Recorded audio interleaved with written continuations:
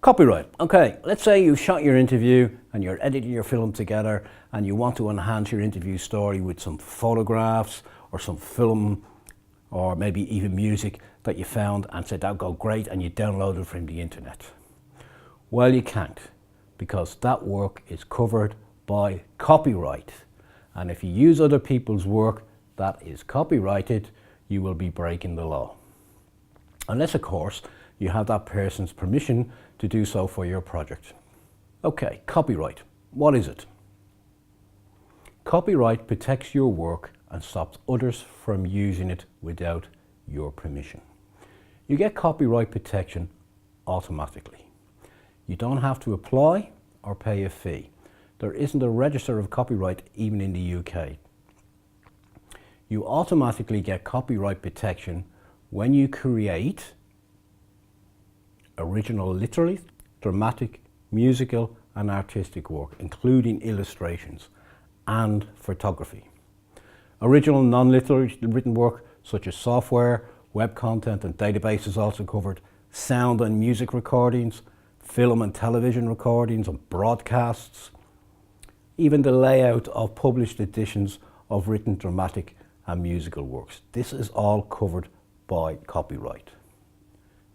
So how does copyright protect your work? Copyright prevents people from copying your work, distributing copies of it, whether free of charge or selling, renting or lending copies of your work, performing, showing or playing your work in public, even making an adaptation of your work that's covered by copyright. And most of all, putting other people's work on the internet is a no-no.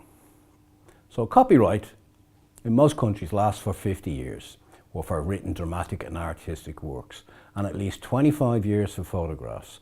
It can be different from other types of works, so you need to check what happens in your country. On the website, there will be links to loads of different sites covering copyright, but you probably need to look them up in your own country. And one of the things you need to look at is Creative Commons license. Copyright for Grandma's Tales. What we suggest is you don't use any music whatsoever unless it's supplied by Grandma's Tales project. Grandma will have photographs she'll want to use. What you need to do, you need to ensure that she owns the copyright, that they're her photographs.